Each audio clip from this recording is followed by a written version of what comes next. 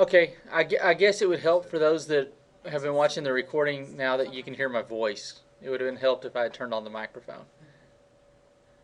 I would have really felt bad had I not noticed that and waited till the end of the class to see it.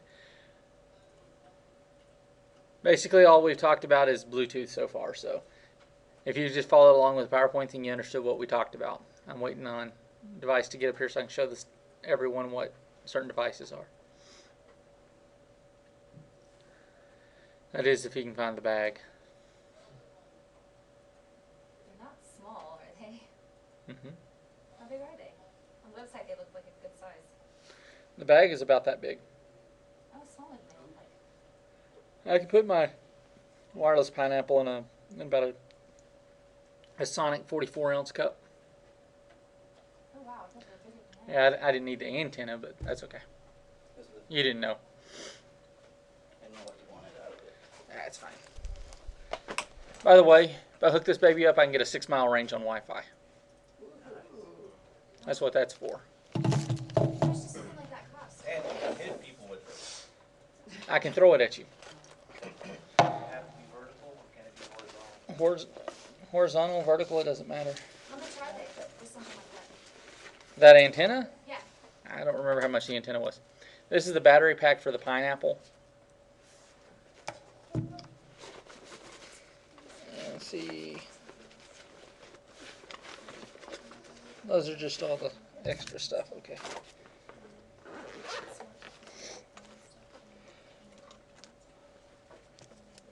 And I'm going to let y'all come up here and touch all these, and just as long as you don't touch my circuit board on here.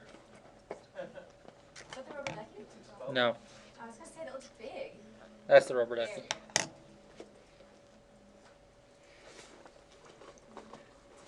Alrighty. When we're talking about blue jacking, right? This device right here is what you use to blue jack. This is called an Ubertooth 1. I can plug it in and I pull all your Bluetooth signals. Looks like just a regular Wi-Fi antenna, right? If I put a box around here, plug it right into the side of my laptop. You don't know if if this is just my wireless antenna, I could put a Linksys sticker on it. You're walking by, what do you see? You see an antenna with a Linksys sticker. What is your assumption? Wi-Fi. It's my Wi-Fi. And I'm going to laugh because it looks old because it's so big. Yes. Is there any non-malicious purpose for that? Just having that tool? Penetration testing. All these are for penetration testing. Well, and all malicious tools, depending on how you use them, can be used for good. Right. There could be That's what I was applications for wondering. NSA and stuff. Yeah. What the application? Maybe they're Again, hackable. use the wrong analogy. Everything they do is. I was gonna say, I said maybe that was a bad bad example. But anyway, this little device right here can go up to about 33 feet. So anyone in this room is in trouble if I plug this in. All I got to do is download the utility, and then I have access to everything that's on your phones. Unless we turn off our Bluetooth, right? Yes. But that's why it's very important that you actually leave your Bluetooth off unless you have an intention. Same thing with Wi-Fi. Unless you have an intention to connect to something. And then you can, when you plug that in, you can only get what they're doing at the time, right? It's not like you can get in and get Oh, I can get anything off your computer. It's okay, just so once you get, that's an in, all the way in. Okay. same thing as this baby. Is that blue jacking or blue snarking? It's really the same thing. Blue jacking allows you to take, and you're hijacking the phone in processes and procedures, and you're really sniffing. So it's really one and the same. They do a little bit different things, but blue jacking, basically, you're not trying to harm someone. You're really just trying to get data from them or cause them chaos by sending them continual mass denial of service messages. So blue snarking is when you try to get in and get information. You're Yeah. taking something. Yeah, you can do the same thing. I mean, once you get in, you've blue jacked the phone. So, I mean, once you get in, then you can do whatever. And then that defines on what you're really doing. Have you ever been to DEF CON? Yes? I had a friend who went, and there was some guy that was following people around, obviously trying to blue jack and blue snarf and stuff with some device, and he just followed people around, just obviously. So my friend put on like a Bluetooth headset and started talking into it. The guy followed him around for like an hour and just was so frustrated that he couldn't hack into anything. Yeah, it's very interesting. If you ever go to DEF CON, don't ever bring your phone. Or credit card. Well, the new credit cards that have the RFIDs on them, but you can bring an older credit card. Who has those? I do. It's not expired? Not yet. Still have 2 years on them. Anyway, here's what a scatter net looks like. It has multiple Pico nets in it, where they share one active slave. Here's your blue snarfing. There's your difference.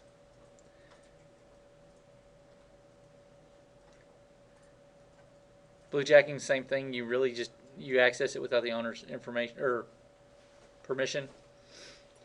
But to what level you do defines whether you're jacking or snarfing.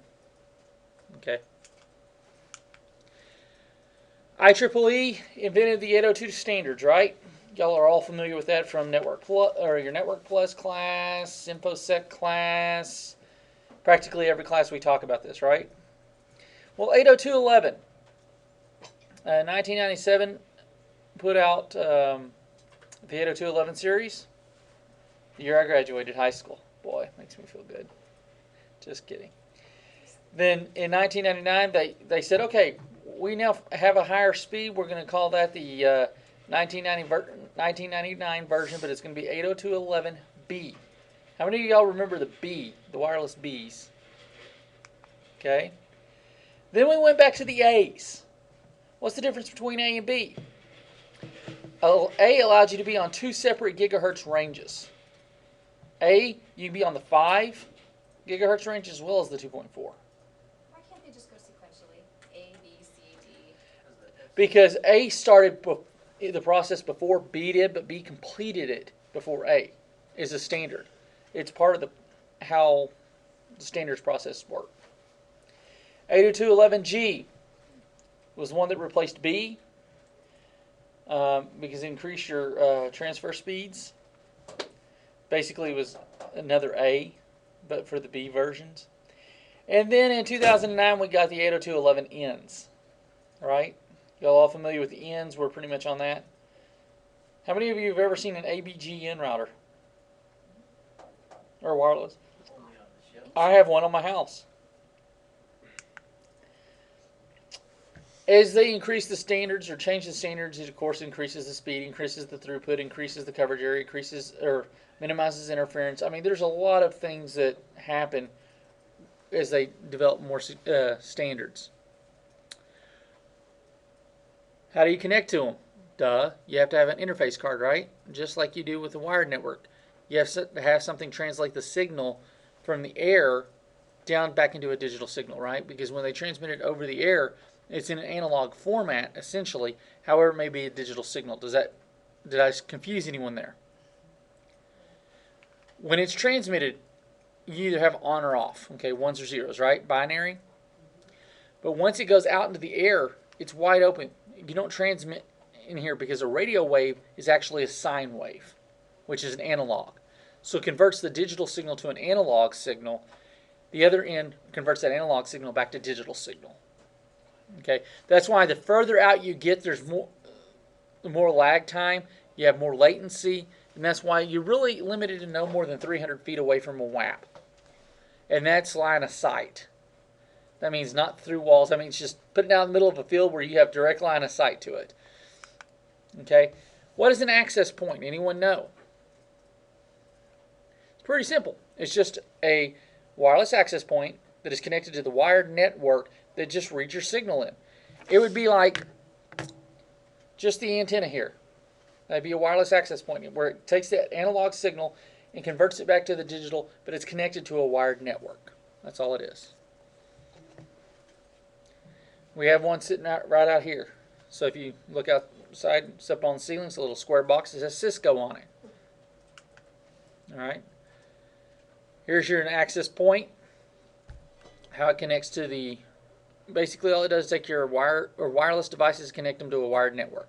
That's what an access point does. You can do it as a bridge. or you can make them be intelligent devices as well, where they will automatically configure the signal depending on what access points are around it.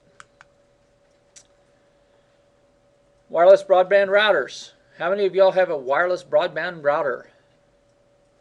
Probably everyone.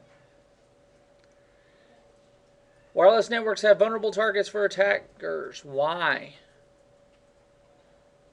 Because basically everything is sending clear text, but it's just encrypted.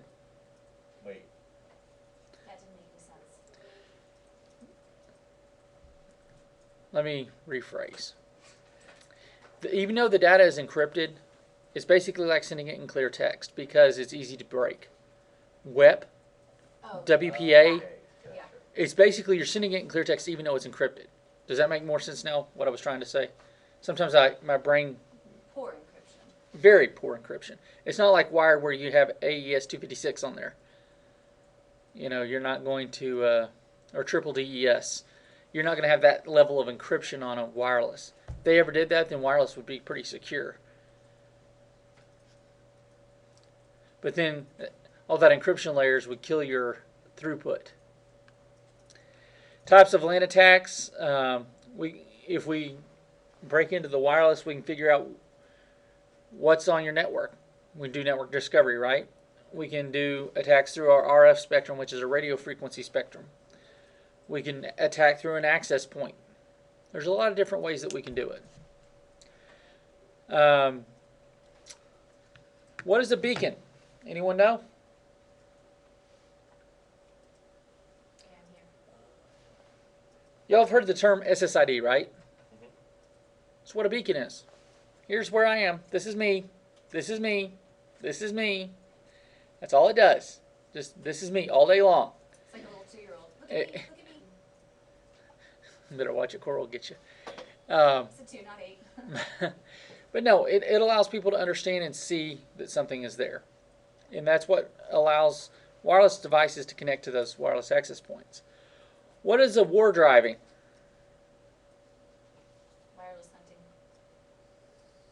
Sitting out in your car with a little wireless scanner going down the roads and finding out who has wireless. Kind of like Google did with Google, when they were doing Google Maps that no one knew they were doing. yeah, but that's fun. Yeah, until Google got sued. Yeah, that's true. War chalking. What's war chalking? Letting other people take advantage of the fruits of your labor.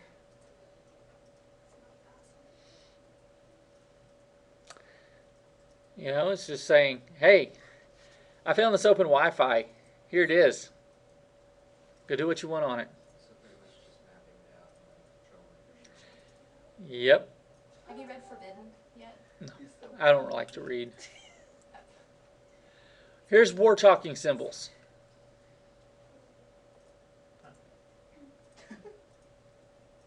So if you're actually going on a site to look for Wi-Fi's, this will tell you what this is the one that you really want right here. When you see this, I like to call it the coach symbol. Where are you gonna see that? On the sidewalk. You can see it on the sidewalk. You can see it on web pages that would talk about them, give you the location of it. You'll see this funky little symbol. You see this one? That means that's the one you want to go to. It's like hobos use smart stuff. Attacks through the RF spectrum. Wireless protocol analyzers. Anyone give me an idea of a good protocol analyzer? Come on. Like Wireshark? There you go. Wireshark. If I'm coming through the RF spectrum, I can do a Wireshark and read the traffic that's going back and forth. But I can also generate interference by continually flooding the network. So I'm going to talk to you a little bit about this guy. This is my throwing star land trap. Okay. Y'all see these little diodes that are in there? They're on the top and the bottom one. They're little brown things that are not on the two side ones. What that does is that prevents traffic coming in. It cannot leave this. So traffic can come in, but it cannot go back out.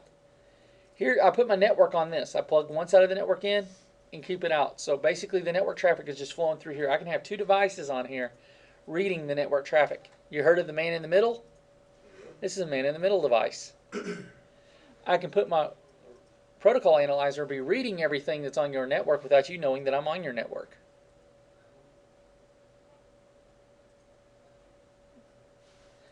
So all I got to do is climb up into your attic, put two RJ45s on, and put them back here so your network is still going. And then I just put me a little Wi-Fi device in here or whatever, plug it into here, and let it be sending me the signal so I can, from home, I'm watching your entire network. I thought you said it prevented signals from going out. The signal comes in through here, so it comes into mine. Could have my own Wi-Fi connected to it, and it send out. I could do a satellite receiver, and it's sending the data directly to my home computer. So I'm actually on a different network. It won't come back in so that your network can see me. You'll have this rogue access point, but you don't know where it's at. So if you were at a business and you wanted to set up your own rogue access point, and I know you can do stuff so people can go through and find those, would that keep it from being found? Or Yeah, would if you are running your wireless protocol analyzer or your analyzers going through on your personal network to try to find it, you'll never find it because it doesn't connect into your network. It reads your network traffic because your network traffic, once it hits here, goes in all three directions. So in other words, you just gotta start having payment for Let me draw this a little easier. Today was only electricity flowing. Okay, I've got my network traffic coming through, right? Your network traffic, I mean the traffic you're trying to pick up, or the traffic that No, you just the normal network traffic. Okay. What I've done is basically I've taken a cable, I've cut it, put RJ45s on the end, and plugged them in. All right. What this does is this allows me to come into here, just like that. Where this traffic can be coming back in this direction, you're only going to have those going that way, because that little diode that's right here prevents the traffic from coming back out. Oh, that's the direction. I see. So okay. I can have two different devices on here watching your network, and you never know Stuff it. that's sent out automatically won't go through, You do log out. right? Yeah. Okay. What's that called again? I've seen This it. is a throwing star land trap.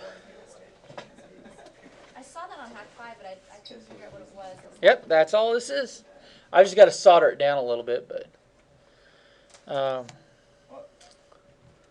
what's that? None of the pieces are soldered on that one, are they? On this one? Yeah. No, I just have them snapped in right now. So did you build that? Yeah, I got I ordered in all the parts and built it. Did it like come as a package? No, I had to get the diodes and then I had to get the You the can buy connectors. them already done though, right? I've seen them on Hack 5. Well, when Hack 5 sends them to you, they send them to you in parts. Oh, I didn't know that. Because you have to know how to do it. You have to know how to do it. They can't legally give you. You can't purchase. Oh, that's why you have to get like the software and stuff for your Pineapple separate. Because they can't legally give you a hacking tool. We can sell this, but what you do with it is up to you. Exactly. Come on. And they actually have that warning on An there. arms dealer. That is exactly. Except one I They're appreciate. bud vases, very small bud vases. All right. There are 6 different modes of wireless NICs. You have a master, which is your access point. You have a managed, which is your client. Repeater, mesh, ad hoc, and monitor. What is interference? It's what Kristen, Matthew, and Aaron are just doing. My computer rebooted for no reason. They probably did that intentionally. Yeah. Devices that can cause interference with wireless. They listed microwaves twice in the book, by the way. That was funny. Elevator motors, copy machines, outdoor and indoor lighting. Fluorescent bulbs will kill your network. Theft protection devices. And then what's funny? Bluetooth devices. You didn't realize it could kill your Wi-Fi, did you? That's the whole reason behind the 2.4 and the 5 backup hertz. The wavelengths. Gigahertz. Gigahertz? Oh, dude, it was hertz. Sweet, that was close. But that's the whole reason behind that, right? No. Just trying to switch over? No? Nope. Oh. Because you're running out of RF signals. So they gave another range. Oh, okay. Access points. You have evil twins. Never mind. I was about to be mean. And then you have rogue access points. What is rogue access point? Access point is not supposed to be there. This little device. Now, is the pineapple is rogue access or is it an evil twin? Because doesn't it say, hey, I'm somebody else that I'm not? I can make it do either or. Oh, I didn't know it could do both. Yeah, I can make it spoof the access point in here. And so you connect to here and I have everything. Well, isn't that an evil twin? Well, could be, but Because I thought a rogue access point was just, you go get a Linksys and hook it up. It's just not supposed to be there. There's nothing. I can hook this up and I can make it function just as a rogue access point. Okay. I don't have to illicitly get any information. When I do that, then it'll become evil twin. Basically, is just another access point, but it attempts to mimic an authorized access point, and it can steal your data.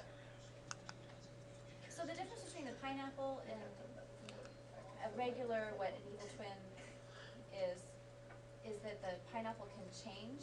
You depending on how you code it, it could either be a rogue access point or it can be an evil twin. Right, but a regular evil twin, you have to go in and say, okay, I'm going to set it as this MAC address, and so Uh-huh. it will change again, it stays that way. But a pineapple can change, right? I can make it I'm change, whoever yeah. you want me to be. Mhm. Thing. So Yeah. that's the difference between those. Mhm. Okay. And these are fun to deal with. They look cool. Too bad they're not in the plastic pineapples anymore.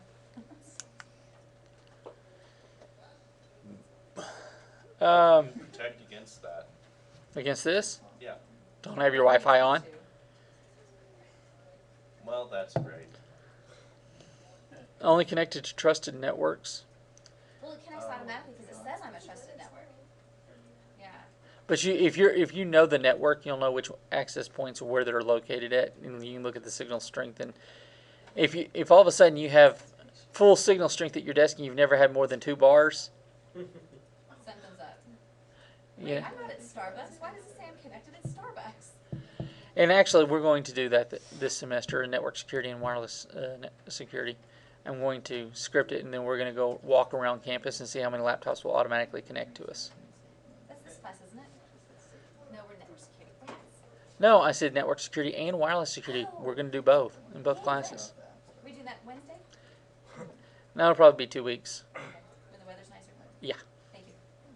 Because Wednesday we're having torrential rain all day, and I don't want to take my personal equipment out there. If it's school's equipment, I'd say, okay, let's walk around. Can we tag Yeah, only along if it's the schools. with that class? It's a lab for this class. Oh, I'm sorry, you just. This and wireless will both get to do it. So if you want to tag along for a second time, you can do that and see. Because I've got to let the IT department know which ones we're using and where we're going to be going, so they know what MAC address I'll be using. So they make it as a friendly. Normally you wouldn't tell that IT department.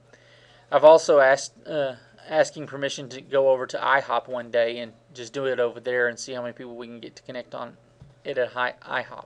You ever just mess with the people at Rose State? Do I? Yeah. Yes. You're in my class. How many times have I messed with you already this semester, I'm Aaron? talking about the IT department. You ever just mess with them? Yes. No. I'll let them know when I'm going to do it. Oh. I like to keep open communications between me and them because I don't want to get fired. After I become tenure, I probably wouldn't care, right? Problem. I don't know.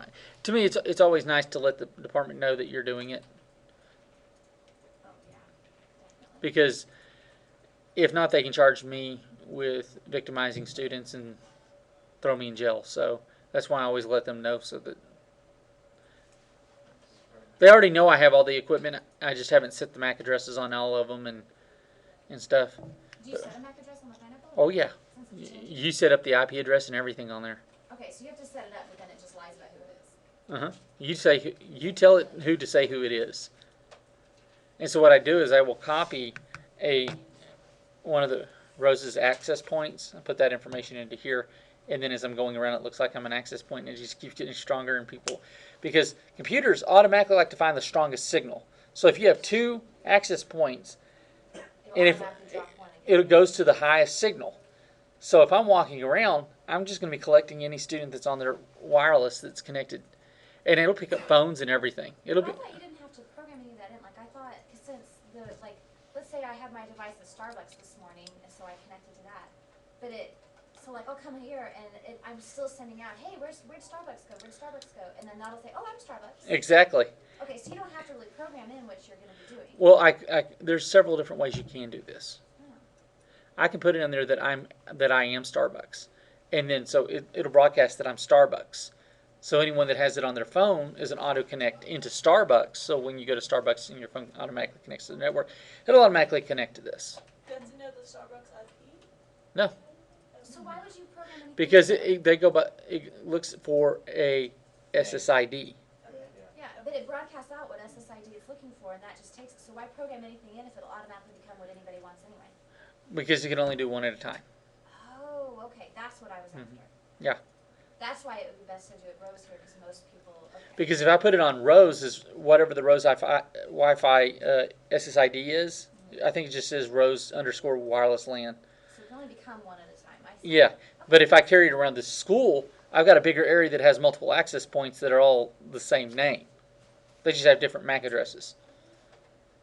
And their access points are going to shift as I'm walking around. So I'm going to throw a lot of people off by walking around with a pineapple. I won't go in the administration building because I don't want to mess with the president, but Yeah, you don't have tenure yet. well, if I let her know that I'm going to be walking around, that not to be in, I'm going to try to go around her building, and you may or may not. Your phone. Yeah, turn off your phone because I don't want your information. Anyway, MAC address filtering. This is good on your phones. When you go to Starbucks or wherever, you'll see the MAC address of that wireless access point. Filter it to where that's the only access point that you're going to see.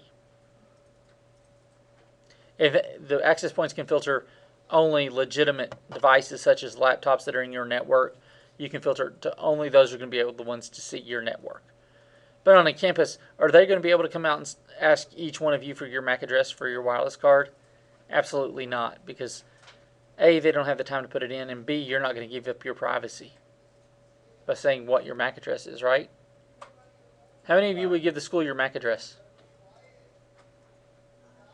I didn't think so. They can't even control the information they have. They won't go there. But how do you do that, like on a device, like a device you're typically going to be out and about with, like an iPad? How do you find the MAC address of the wireless that you legitimately want? Run a Wi-Fi protocol analyzer. So you have to have something else loaded on here. It's not something that you can just do. Run Insider.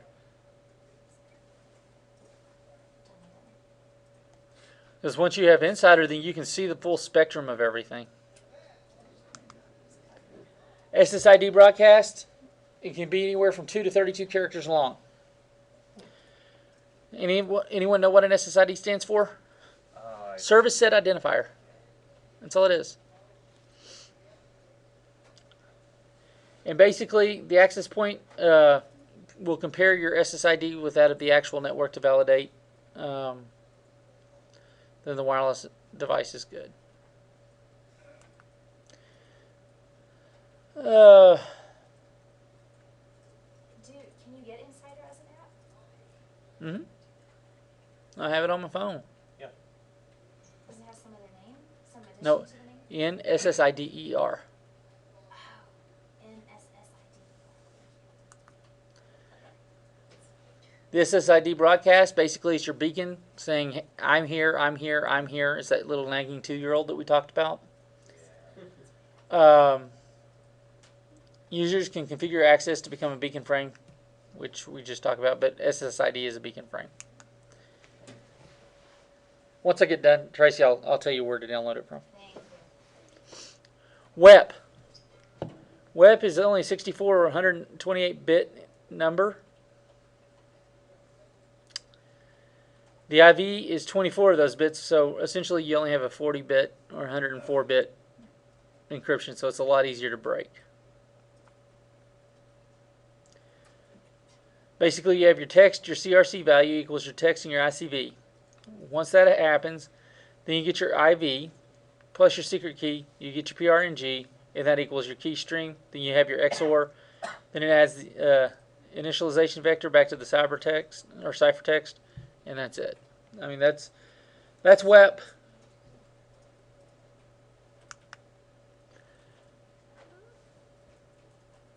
Why is it bad? Because it breaks the cardinal sin. It's repeatable. It is very repeatable and detectable. It's predictable. Once the IVs start repeating, guess what? Now I know what your IV is. Now I've just taken 40 bits out of your encryption already. And I can just do an XOR and convert it to plain text. So it's pretty simple.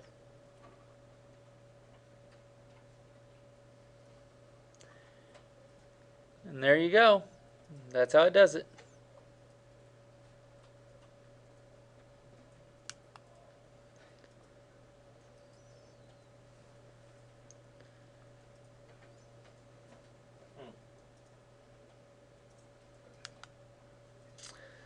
Wireless security solutions.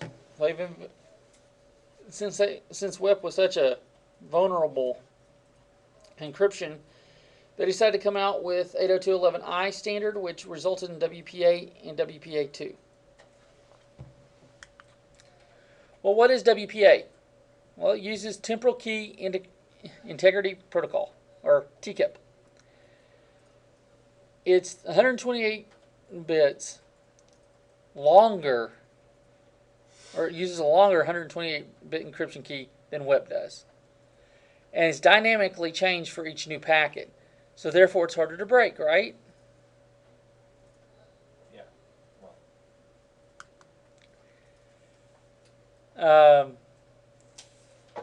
What happens when we use a PS key or pre-shared key? What is a pre-shared key? Share the key before any info set. No. Tracy, you would have to have a pre-shared key in order for us to talk, for you to see my data. It's like your public key. I said, Beforehand. so that you know what I'm going to be sending you and how to unencrypt it. Usually, you'll either have a passphrase or a specific key. How many of y'all have set up wireless access points? Okay. Does your wireless router not count? Yeah. Okay. Yeah. Okay. How many of you use a basic? What are some of your basic type of passwords that you use? What do you mean? No. Something would be easier. Something. I'll tell you that. No, I don't want to know your password. I said what type.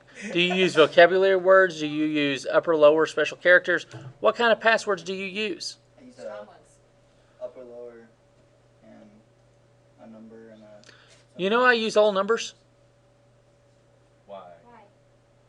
You don't use special characters and No. mixture stuff? No. Because 99% of the people that I deal with when I'm setting their stuff up, if I want people to know how to connect to my network, right? What is going to be the simplest number for someone to memorize that's not publicly available? Why? That's not publicly available. Social Birthday. security number. No, social security number I can find on Google. Birth date I can find on Google. Yeah. Oh, right. Huh? Use their cell phone number. But everybody has that. Lots of people have that. Only the ones they share it with. How often you call yourself? Can't you get that with like the? Not on a phone directory. And information can't give it to you because it's not a publicly listed number. The only publicly listed numbers are the ones that connect through the line, telephone line. One that could be very easily socially engineered though. But then again, think about it. Yeah, sure, it can be socially engineered. But if I'm thinking that you have an encrypted password, am I going to guess it's your cell number? Yes. No, you're not. You plug it into a computer and it does all the guessing for you. Use just all numbers anymore because it's always the alphanumeric special. Exactly. If you go back Greg, you're exactly right. Don't make it as strong as what people think. Because they're going to try to guess those stronger ones. Your puppy's name or your cat's name. They're going to look for those kind of things. When you say telephone number and you fill out application forms, what does it ask for? Your home number. Most all of them ask for your home telephone number. Then they will ask for a work number, and then they ask for a cell number. Most people, I mean, more and more people only have the cell phone number that is Exactly, but it's not listed anymore. There's no cell phone listing. And I still somehow managed to get those advertisements. Do what? Yeah. Well, that's, Auto-dialers. those are auto dialers that do that, but you're not going to have, or if you've shared that with like a credit card company and they share it with their third party vendors or something like that, and then that's how you get on those. But people that are going around, unless they know you, they're not really going to spend the time trying to break your key. They're looking for those open ones. Not to mention, once you get a cell phone number, how often do you actually memorize it? Just plug it into your phone and never look at it again. I'm always smart. My wife and I get, when we get our phone numbers, we get them one number apart. I memorize her, she memorizes mine, and we never have to worry about it. Vulnerabilities. Key management. Key sharing is done manually without security protection. Why is that scary? You just said without security protection. Uh-huh. That right The there. key shares in WPA without security, without encryption. And the key must be disclosed to the guest user. Oh, goody. We have to change everything. It changes all the time. If you have a passphrase less than 20 characters, don't use it. WPA2 came out in 2004. This is where AES came out. Which is better, AES or TKIP?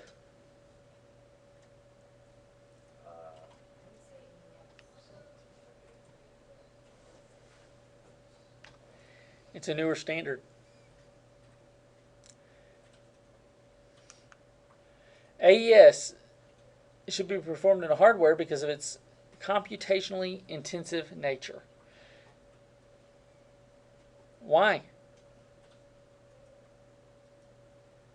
This is a lot of math. EAP. What is EAP? What does it do? It's your translator.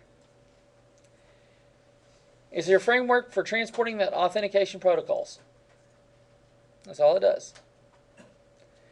It's your request, your response, your success, or your failure. LEAP, or your lightweight EAP, is basically straight and only Cisco. However, Cisco doesn't recommend it anymore because of its security vulnerabilities. No. Protected EAP, basically that's Microsoft Windows, or your PEEP. So here you go. If I have WEP, I'm doing WEP with a shared key. My security level is low. If I'm doing WPA with TKIP, I'm using a pre-shared key or the 8021X. It's got medium. But if I use WPA2, it's on AES with the .1 and it's high. So again, which one do you want to use? The latest one. WPA2 with AES. Antenna placement. Putting these little devices out. Well, not so little, but If you lay it down, it's not so bad. you want to make sure when you place it that you place it out of range of people, so that people don't steal it.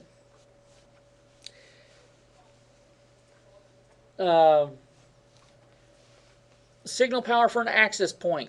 The stronger the power, the bigger the range, but the more chance for interference. Less power, less range, less interference.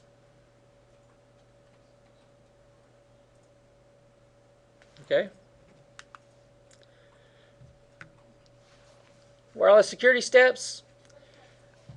Most organizations are basically trying to find and get rid of the rogue access points, i.e. Rose State is one of them.